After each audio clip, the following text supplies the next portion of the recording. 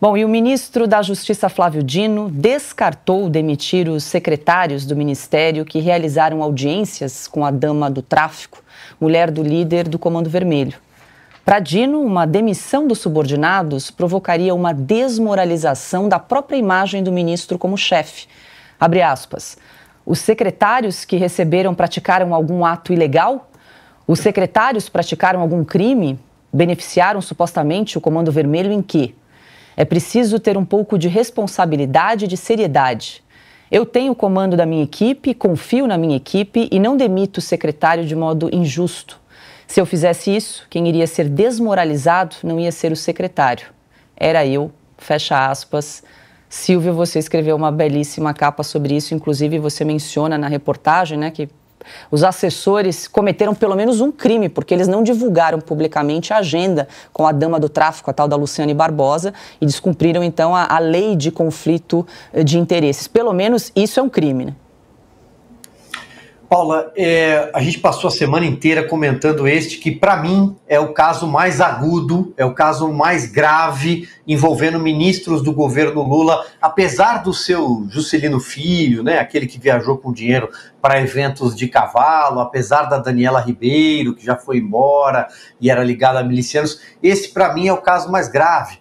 Porque, eu repito, o Ministério da Justiça abriu as suas portas para uma pessoa que é ligada ao crime organizado e tudo isso foi fartamente documentado pela Polícia Civil e pelo Ministério Público. E num bom trabalho de reportagem, o jornal Estado de São Paulo produziu uma sequência de reportagens ou matérias, como a gente diz no jargão jornalístico, muito bem amarradas. Todas as pontas foram muito bem cercadas. Inclusive o fato desta senhora, que responde como dama do tráfico, ter tido o pleito dela ouvido e, num primeiro momento, atendido.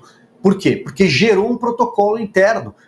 Há lá o lançamento no sistema de dados do pleito dela. Ela responde por uma ONG de maus tratos de detentos, reclamava de visita íntima e etc. Pois bem, isso foi ouvido. Alguém sentou-se à mesa com uma pessoa que é ligada ao crime organizado, aliás, não só uma, outra, porque a advogada que a acompanhava, a ex-deputada, acabei de falar sobre isso, também é ligada ao Comando Vermelho. E quem diz que ela é ligada? É a imprensa? É o mensageiro que o governo tenta atacar? Não.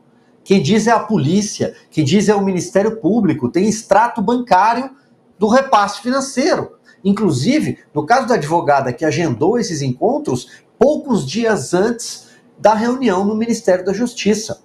O que se esperava do ministro Flávio Dino, caso ele entendesse que era um caso grave, que aconteceu debaixo da asa dele, dentro do ministério que ele comanda, era que ele punisse, demitisse, investigasse ou simplesmente responsabilizasse alguém. Mas não. O máximo que ele fez, no primeiro momento, foi colocar um desses secretários, o Elias Vaz, que responde pela área legislativa, para falar com a imprensa. Depois, os outros foram poupados, as agendas são secretas. Então, está tudo errado nesse procedimento. Inclusive, fere uma lei de 2013 que se chama Lei de Conflito de Interesses, porque se tratam de pessoas de um segundo escalão de governo. Pessoas que um simples prefeito, que um deputado estadual não tem acesso com tanta facilidade. Você precisa conhecer alguém para marcar esse tipo de reunião. E nesse caso, era um comitê que envolve interesse nacional, porque estava lá o secretário nacional de políticas penais, Rafael Velasco, ligado ao Dino já desde os tempos de Maranhão, governador do Maranhão. O que causa mais estranheza, além de toda a trama, como eu disse, muito bem amarrada em pontas, é o fato de ninguém ter sido demitido. E o ministro vem a público, 5 dias depois, dizer que seria desmoralizado se punisse alguém pelo mal feito.